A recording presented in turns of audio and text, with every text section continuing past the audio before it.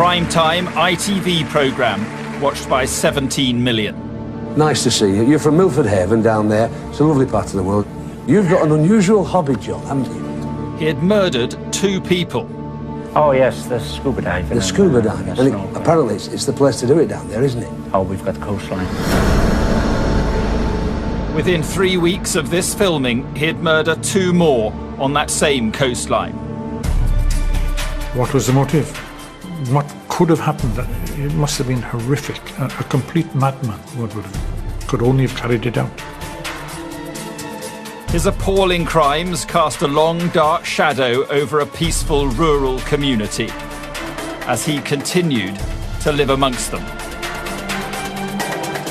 I think he came to a point where he actually believed that he was untouchable. This is an account of a murder investigation spanning 25 years. A vicious, cunning character who was very difficult to catch.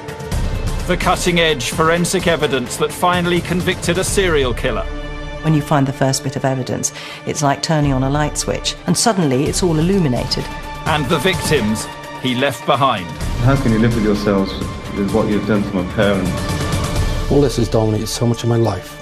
I mean, I just want rid of this person. I just want my life back.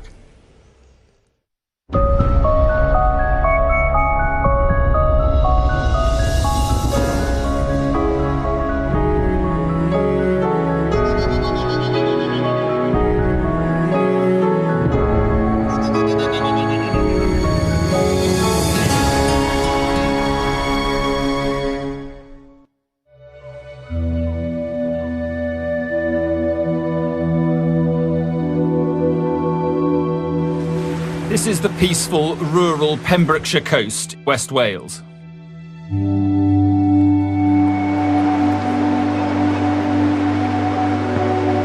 This is an area of outstanding natural beauty. It is one of the safest places in the UK to live.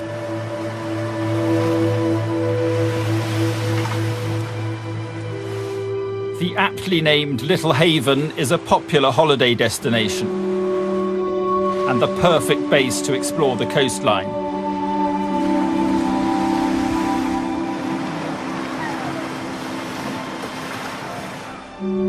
But in 1989, it became the scene of a horrific crime. That June, Peter and Gwenda Dixon, a couple in their 50s, travelled here from Oxford. He was a gentleman, Peter. He was a man who people would readily turn to, be they in trouble. He was a good role model when we were growing up. Both him and Gwenda were the kind of people you would want as friends, as neighbours. They liked the Pembrokeshire coastline, they liked the people. I think they went virtually every year there for as many years as I can remember. See if we could see that little tower. It'd be nice. Yeah. That's one just about it. Yeah. Their campsite bordered the scenic coastal path. Were you there? Yeah. And on the last day of their holiday, they went for a walk. The sun was shining and the weather was improving, and they spoke to a couple near to the tent to actually say to them, we are going for a last walk to let the tent dry. Unbeknown to them, it was the last time that they would walk the coastal path.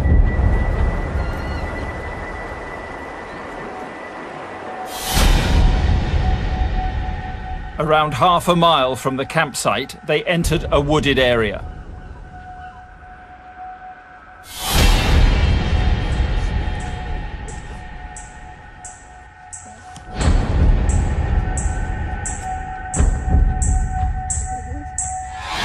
Right, you two, get down on the ground now. No. Get on the floor now. Now. I want your money. Hurry up.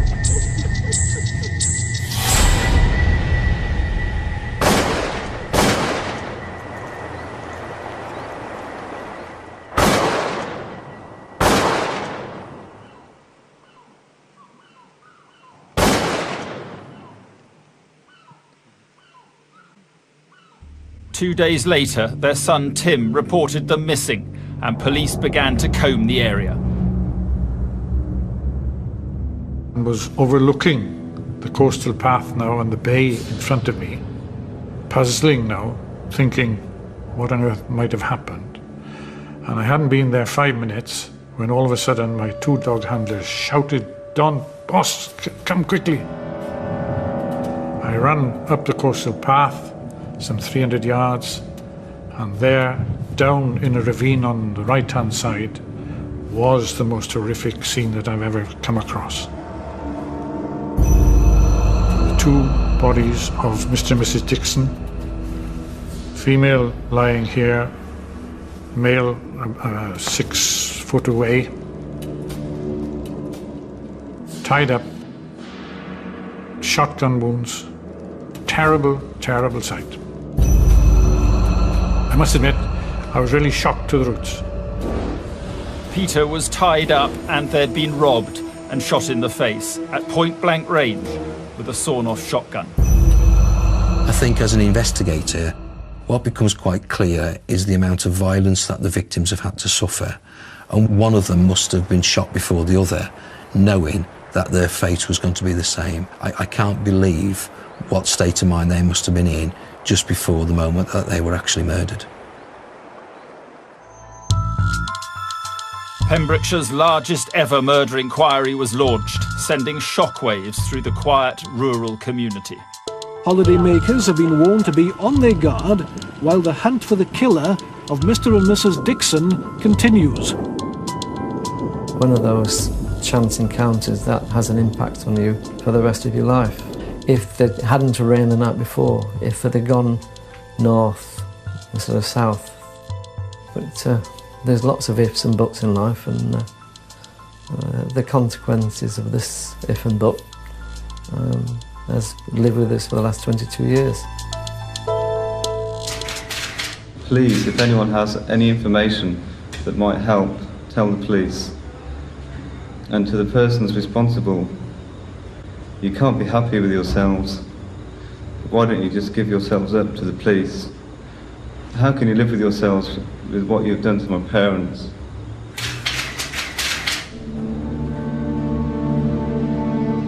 The killer had terrified Peter Dixon into giving him his PIN number, and he'd used it to withdraw £300 from cash points in the area. What was the motive? For small amounts of money gained from stealing the credit cards, £300 or £400, it didn't make sense at all. And to be killed in cold blood. He used sufficient violence to have killed him several times over. This wasn't just a robbery for gain, it was an act of a psychopath. Witnesses provided a description of a suspect seen using the cash machine in Pembroke. What we are appealing to the public for in relation to this individual is anyone who has seen him in the West Wales area during the past 3 weeks. Police interviewed 6,000 people but were no closer to catching the killer. One person questioned was a local farm labourer, John William Cooper. Peter Dixon's wedding ring was missing from his body, and it was discovered that John William Cooper had actually sold a ring. He provided an explanation that it was his wedding ring that was supported by his family. So at that stage, there was nothing else to suggest that he was actually a suspect or a person of interest. What police didn't know is that Cooper had a history of violence. No one knows that better than his son, Andrew. When I was 9, was the first time that my father got violent with me. I'd refused to wear a pair of shorts. He wouldn't treat me like a child. He would come at me frothing at the mouth. His eyes would be bulging.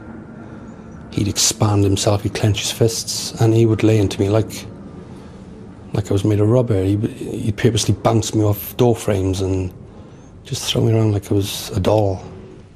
But to everyone else, when he was in the pub or out playing darts or social life, they were patting him on the back, good old Johnny.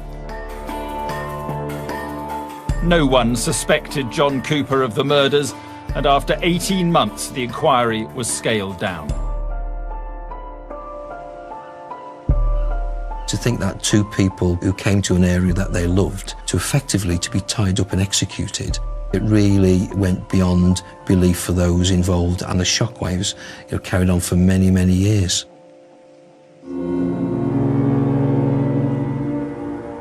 One double murder in this countryside community was shocking. But 4 years earlier, less than 10 miles away from Little Haven, there'd been another. In December 1985, police were called to a house fire in Scoveston Park. Well, what you had was a raging fire, howling winds, heavy rain, the worst scenario you could find. Inside were the badly burnt bodies of Richard Thomas and his sister Helen. Richard had been shot in the head and stomach. Helen had been tied up and shot in the head. Obviously, there had been a deliberate attempt to set the place on fire, to try and prevent any trace of who had carried out this horrible incident. The motive seemed clear, a robbery gone wrong. Police believed the robber had targeted the house knowing Helen Thomas was home alone, but had been disturbed by Richard arriving and panicked. The possibility was that the persons had been killed would have known who the perpetrator was. Why kill the two people? Officers carried out standard house-to-house inquiries. Living less than a mile away from Scoveston Park, John William Cooper. The whole of the family gave each other an alibi in the fact that they were in the house together at the time. So therefore, that alibi looked quite strong and cast iron at the time. He said the police were coming around asking questions about this murder, and if you happen to see him, he said it so casually, if you happen to see him, just say we were all doing this. You know what they're like. They're just going to annoy us otherwise. And he walked away, and I thought nothing of it. All the clues were there, but I wasn't mature enough to put them together at the time. I mean, I was used to him saying something and me saying yes anyway. He didn't say no to him. John Cooper had evaded capture twice. In 1996, he would strike again. No. Get on the floor now! Hurry up! To think that one individual was confident in controlling 5 people and then subjecting them to an absolutely horrific attack, it speaks volumes for that individual.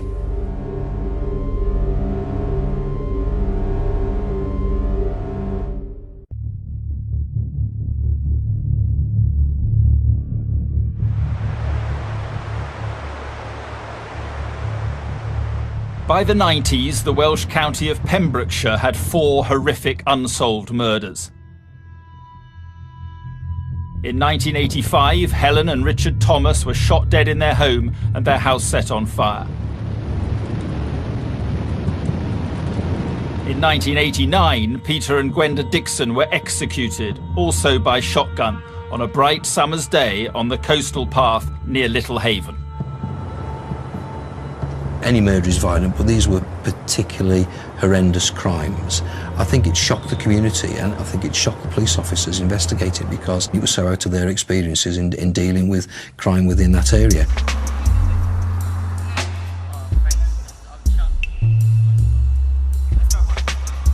In March 1996, another violent crime left its mark on this quiet rural community.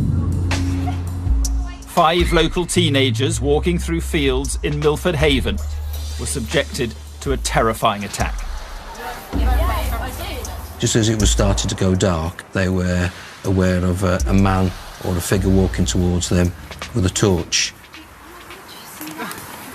He was wearing a balaclava, dark clothing and holding a shotgun. Get down on the floor now, this I'll shoot you! No messing! He terrorised these teenagers. He then went on to rape and sexually assault 2 females and later demand money from the rest of the group.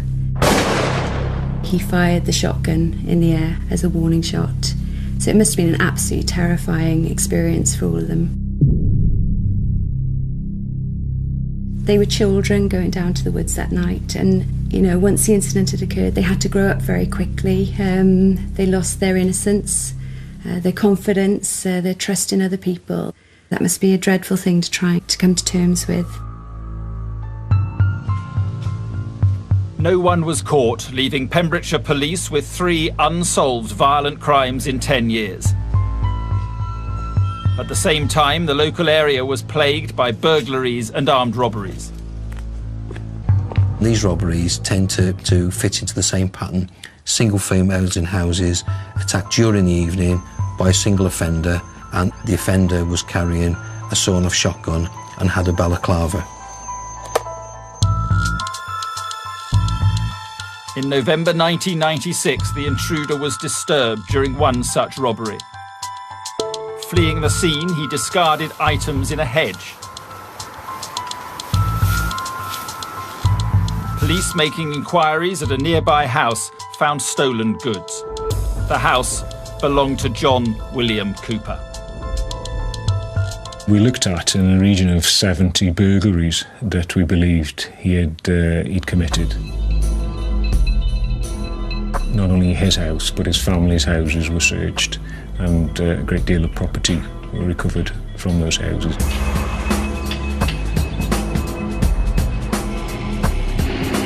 The evidence found connected him to 29 burglaries and an armed robbery, where he used a sawn-off shotgun and wore a balaclava. That was the first time that John Cooper came on the radar for being a suspect of the murders at Scoverson Park and the Coastal Path. Cooper was questioned about the 4 killings. I'm not a murderer! I'm not a murderer! I am not a murderer! John Cooper would never admit his guilt. So it was felt that to connect him to the double murders, there would need to be what we call a golden nugget of forensic evidence. At that time, forensic analysis drew a blank.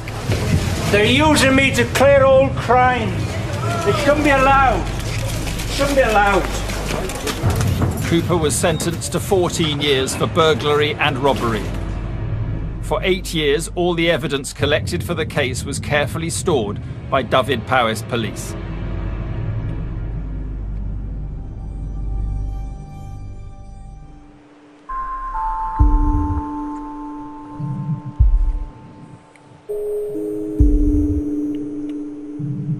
In 2006, it was finally time to launch a cold case review of the 3 crimes. We were always confident that John William Cooper was the prime suspect. Having said that, we were not tailoring our investigation towards an individual. It was a search for the truth.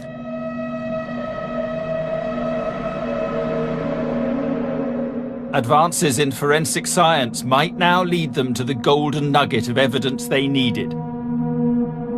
But it was a daunting task. We're probably talking in the end around about 1.5 million to 2 million pieces of paper, which we have to physically go through.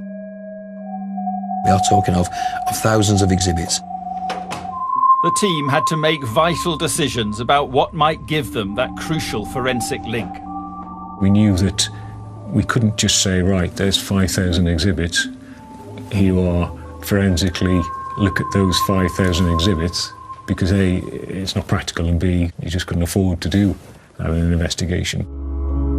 Week after week, then month after month, they selected items to send to the forensic lab. And scientists scoured them for potential DNA evidence. In the meantime, an interview team was put together. Over the following few months, they would learn more about John Cooper than he knew himself.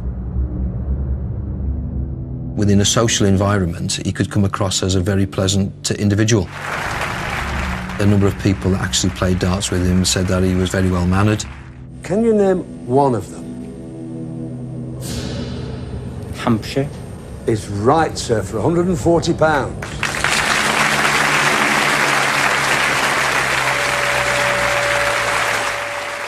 You could go into any high secure prison this afternoon and you would meet many, many charming men. Now the surprise behind that warm social persona There is sometimes, you know, a man who has a less warm, colder, callous persona. Behind closed doors, Cooper took his aggression out on his son, Andrew. Emotionally, the worst time, I'd been fishing down at the pond. I came across the field and he was walking out, going shooting. As I got to him, he hit me with his open hand to the floor, put his foot on my chest. He put the barrel of the single gun, single barrel in my mouth. Told me how worthless I was. Told me that the family didn't want me anymore and he was going to end my life. And then he went quiet and I just stared at his finger. And he was slowly, it was like he knew I was watching his finger and he was slowly squeezing this trigger. And when his finger got halfway down, I just felt really calm. And I just closed my eyes. My body went completely calm. And I felt the click. He pulled the trigger. There was no cartridge in the gun, but I didn't know that. And that's the day my childhood ended. From that day on, I was 11 years old.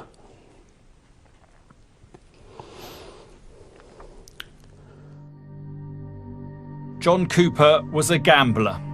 Building up a picture of his background, police found out he'd won £90,000 on Spot the Ball in 1979. We didn't benefit from that money. It was all him. It was his drinking money, his gambling money. But with the drinking came more beatings. When I was 12, I don't even remember what I'd done. He got hold of me on the landing. He'd shoved me in my bedroom. He'd bounced me off the walls as usual. He'd thrown me on my bed. And he started punching me. He used to strangle me. And he held me by my neck and punched me so hard in my back that I let out a scream, but it was as if someone else was letting it out. I've now got 12 screws holding my spine together.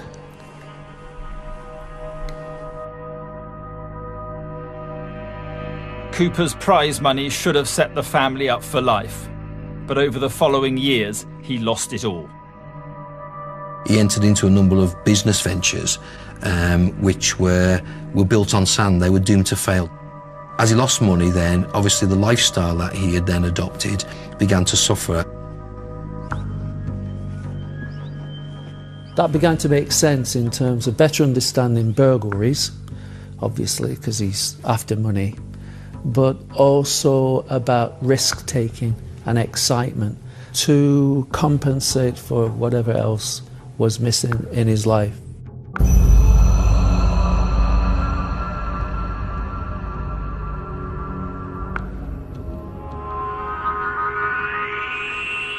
One of the things that I think is particularly saddening about the murder of the Dixons is they were a couple happily walking on a coastal path on a bright summer's day, and I think perhaps this man had a very strong sense of envy that people could live a life like that apparently happily when he so blatantly could not. John Cooper craved respect. So the interview team were briefed to listen and let him feel in control. I thought that if we got him to talk, then he may provide us with some ammunition to come back and challenge him later on. In July 2008, while waiting for a forensic breakthrough, the team spent 4 days interviewing John Cooper. He was still serving time for burglary, but a release date was imminent. The first 3 days, we just allowed him to talk. Tell me about times that you actually went to Scotland. I've seen the pictures of the place and I've seen it in the papers and what have you. I've already answered the question. Outside then, the number of outbuildings. Have you ever been to those outbuildings? He wasn't challenged, we just invited him to tell us about Cooper. One of the drill bits caught in the wedding ring, and it was well worn from working on the buildings, and I nearly went over the side, so most of the time my wedding ring wasn't worn by me, much to my wife's displeasure. The team hoped that by letting Cooper talk, he would give something away. During yesterday's interview, John, yes, you mentioned that during the trial you handled a shotgun. Oh, a shotgun was in the court, yes, I believe it was, yes. The shotgun used in the robbery that I was convicted of. In Sardis? Yeah. They noticed Cooper kept referring to a particular shotgun that police had already identified as a potential murder weapon. Whether I handled it or not, I can't remember. He actually wrote down on a piece of paper the Judge Morton Sardis gun destruction order. Quite clearly that gun was causing him problems, though he'd already served a sentence for it, so we couldn't really see why he was worried about that particular gun. Cooper believed the judge in his robbery trial had ordered the gun to be destroyed and seemed worried that it had been kept.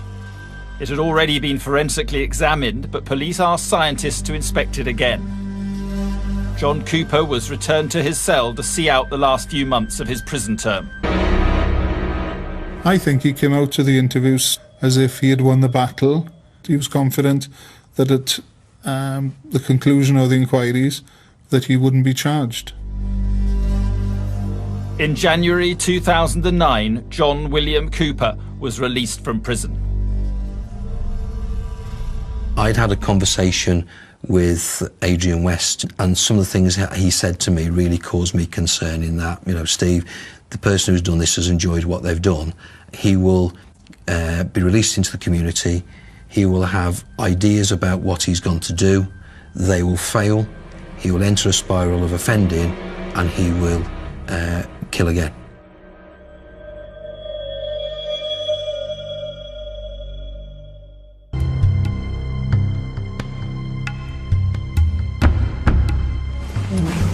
In January 2009, John William Cooper was released from prison after serving 10 years for burglary and armed robbery. I'm not a murderer! I'm not a murderer! I am not a murderer!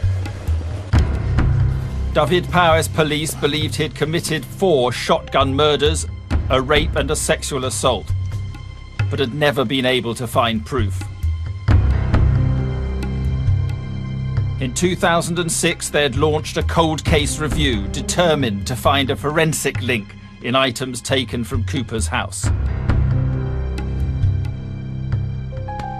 We were always told by our barrister that if we had that one piece of golden forensic evidence, then we'd make our case into a very, very strong, compelling case.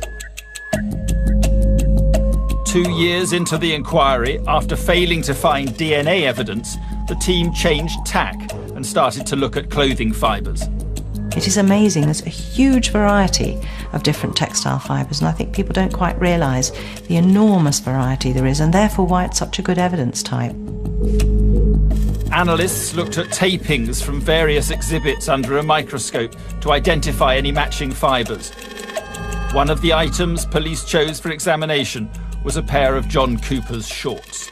Those shorts very much fitted the profile of a photo fit of an offender who was seen using the cash card belonging to Peter Dixon. They were 3 years into the inquiry, and the team had built up a strong circumstantial case against Cooper. But they still needed a forensic link and were frustrated that nothing had been found. We'd gone for 3 years of meticulously looking at every item, every day, wake up and say, right, this is the day that we're going to get the results that we're looking for. Finally, in April 2009, there was a breakthrough. Forensic experts had been examining tapings from the shorts. They were looking for fibre matches, but they discovered a spot of blood. You can take a tiny, tiny amount of it and test it chemically, and if you get a positive for that, it's very, very likely to be blood, and that's enough for you to be able to cut a bit of tape out and stick it in for DNA profiling. The 20-year-old spot of blood on John Cooper's shorts was Peter Dixon's. We got a full profile, so it would be less than 1 in a billion people you would get as a chance match. So it was incredibly strong evidence. I don't mind saying it, but it was quite an emotional moment. That golden nugget that we had craved for so long had suddenly been presented to us. We now had a link to a double murder. I was confident that was just going to be the start of many more. Sure enough, more evidence was found on the shotgun the team had identified as a potential murder weapon. It was found in a hedge, and it was linked to John Cooper by a screw from his shed. Basically, a screw from a little pot in his green shed was the screw that came out of a hole in that gun. The team observed the barrels had been painted black. Underneath that paint, blood DNA had been preserved. They found the blood of Peter Dixon on the breech end of the gun and on the barrel of the gun. It's at that stage we knew that we'd found the murder weapon. By John Cooper painting the barrels, he's actually gone and preserved the evidence for us.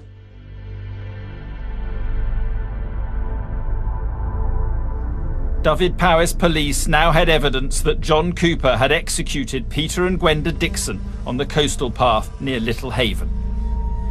Even though I knew the sort of person he was, I just didn't want any of that to be true. I didn't.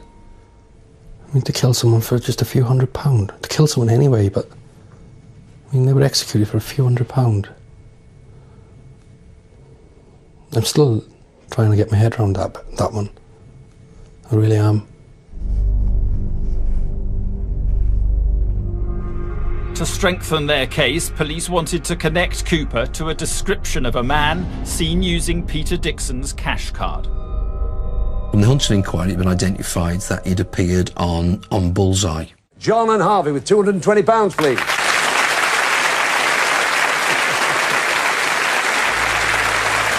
In securing that material, it was identified by ITV themselves that there was a profile which effectively was like a tracing of that artist's impression. John Cooper took part in the filming of that programme just over 3 weeks before Peter and Gwenda Dixon were murdered. For me, that was a crucial piece of evidence. What are you going to do? We'd like to gamble. There it is. I'll take this one here. But why would a violent criminal risk appearing on national television? John Cooper felt that he was untouchable. That would have not raised an issue with him, the fact that he would go on to national television and people would see him. I think actually probably enjoyed that attention.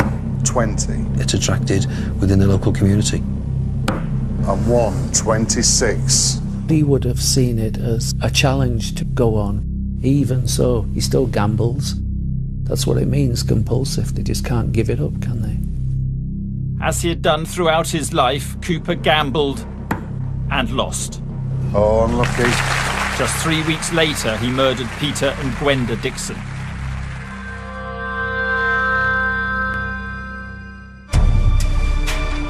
But we're just moving position now.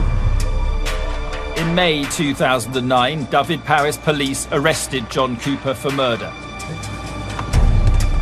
This footage was filmed by the police.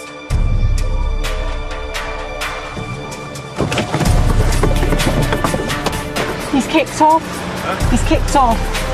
They're in round the corner. He's kicked off. Cooper had only been out of prison for 6 months, but police were relieved to have him back in custody. On his arrest, we found in his car there was a rope, there was gloves, and we're also aware that he had got an ordnance survey map of parts of Pembrokeshire. I think it was only a matter of time before he would have started to commit burglaries going on to robberies, and I've got no doubt that had the circumstances prevailed, he would have murdered again. He was taken to Haverfordwest Police Station to be interviewed. The purpose was to connect Cooper to the exhibit that had been forensically linked to the murders. During the interview, what we did, we showed him the artist's impression of the suspect who used the Dixon's cash card, and we also showed him his shorts. Would you accept that those shorts resemble the shorts in the artist's impression? Not a bit, no. Okay, but those shorts, have you ever seen the shorts in this photograph TWB1 before? I believe those are my bathers, actually. Okay. Because he thought that we were looking for the similarities in those shorts to the artist's impression, he happily admitted that the shorts were his shorts, and and that for us was key. Then, without realising, Cooper incriminated himself further. Those are long-legged shorts. Okay, you're pointing the difference then, you say that they're not similar and that they're longer on the artist's impression? Well, those are short-legged shorts, that's long-legged shorts. Police asked forensic scientists to examine the shorts again. They had been shortened, possibly by Cooper's wife. They unstitched the hem, and inside the hem they found a DNA profile which matched Julie Dixon, who was the daughter of Gwenda and Peter Dixon. We believed then is that those shorts probably were taken from Peter Dixon's rucksack. Because there would have been no other reason as to how Julie's DNA came onto those shorts under the hem. Cooper had kept the shorts for 10 years. I think it gives us an insight into John Cooper as an individual. I think that's part and parcel of Cooper, was that control element, that he had things, memento, to remind him of his offending. Soon, forensic scientists began to uncover fibre matches. You very, very rarely find any fibres that match. And where you do, it's really only one or two fibres. So if you find them in number, it means something. If you find them in combination, it means something. And if you find two-way transfer, it all means something. When Cooper was arrested in 1998 for burglary, police took sweepings from his shed. Fibres were found in those sweepings from gloves and a balaclava left in a hedge near Cooper's house.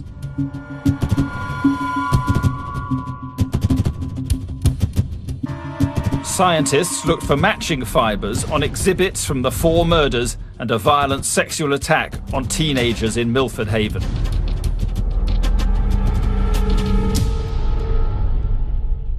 As time started to unfold, virtually on a daily basis, we were having phone calls. Fibres from gloves that he abandoned were found in the clothing and underwear of the rape victim from the Milford Haven attack.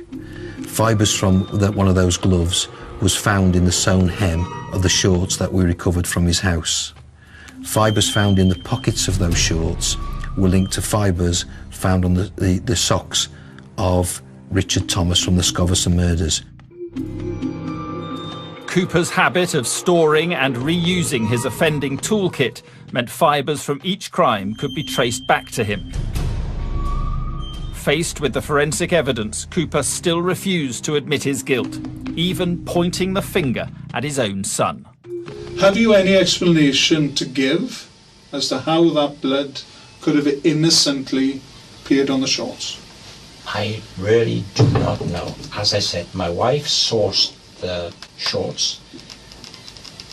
Maybe from Percy, maybe from a shop. I don't know, wherever she sourced.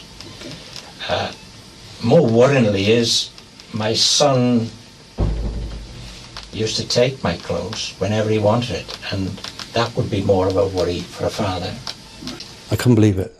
I was gobsmacked. I think that of all the things he's done to me, I think that was the lowest thing I ever saw him do.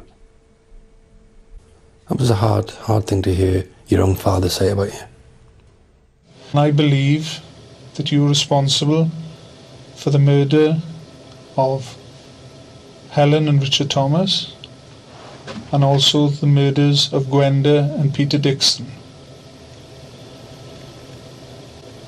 All I can say is I'm sorry if you've got that opinion, but you're totally wrong. When I've pushed him a bit on how he always blamed everybody else for everything that's ever gone wrong in his life. It sort of flicked a bit of a switch within him, I think, and that's the time we've seen a sort of different side to him. You're making things try to fit to John Cooper, and it's bloody annoying. There's forensic evidence, it all comes back. You're a young lady, I once said, you're trying to make things fit. I've tried to put you and give you information that you can check. You all, and your colleagues, and them in there, choose not to believe it. The time now is 17:01, and no further questions, and turn the tape recorder off. Cooper was held in custody until the trial, where his many victims hoped finally to see justice. I know the levels of violence he can use, and it horrifies me that he's used them on other people. All this has dominated so much of my life, but I'm still having to go through this. I mean, I just want rid of this person. I just want my life back.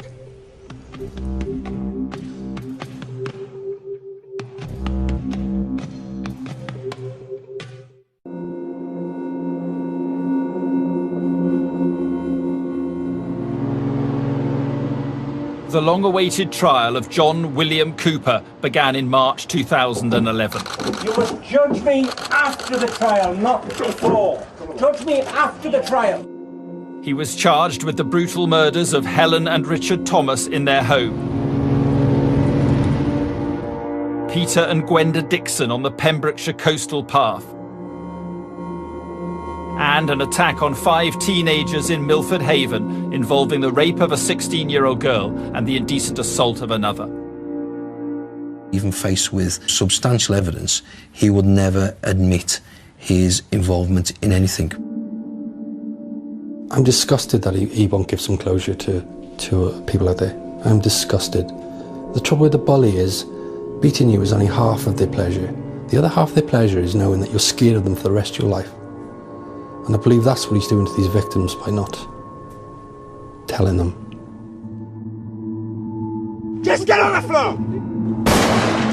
Dyfed-Powys police showed the jury the complex forensic evidence they'd spent years uncovering.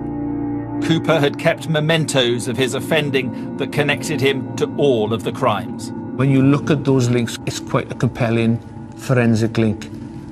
John Cooper to all those offences. 15 years on, the 2 girls who were raped and sexually assaulted described their experience to the jury. To actually have to relive the smells and the noises and their experiences and what he actually did must be absolutely horrendous, and knowing they're doing that in a formal environment must be terrifying. After suffering years of physical and emotional abuse at the hands of his father, Andrew Cooper agreed to testify for the prosecution. I didn't have to go in the courtroom. I had a video link in the courtroom. I didn't want him seeing me. I just didn't think he had the right to even look at me after the embarrassment he's brought on my family and me. Some of his family supported John Cooper throughout the trial. On one hand, I've got people having to go at me for helping the police to convict him. On the other hand, then, I've got people having to go at me for being his son. So I'm in a lose-lose situation. I did what I thought was right, and I'll stand by that, and I'd have done it again.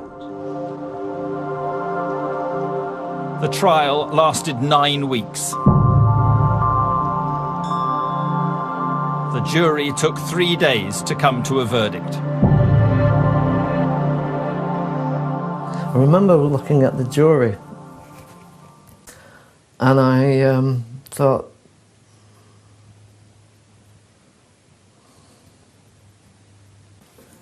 what they had to see and listen to would probably stay with them for the rest of their lives. The photographs, the consequences of what a 12-bore shotgun will do at close range. No human being should see that. To see some of the jury members crying, holding hands, it was quite something, which I'll probably never ever experience again in my career. Cooper was found guilty on all charges. To quote the judge, The murders were of such evil wickedness that the mandatory sentence of life will mean just that. The impact was quite phenomenal. None of us could speak, I don't think, for a few minutes. Cooper is where he belongs. We had a debt of gratitude towards Steve Wilkins and his team that I don't suppose we'll ever repay. And the community has a debt of gratitude as well. I think for the public, it's a great thing he's behind bars. For me even, it's where he belongs. He's got to pay the price for what he's done. I just wish it had happened sooner. There was a dark shadow that was hanging over us. That person responsible for those offences was living amongst us. The fact that we were in a position to take Cooper to court, to secure that conviction and secure that conviction with overwhelming evidence, I think has lifted that dark cloud which has hung over us for many years.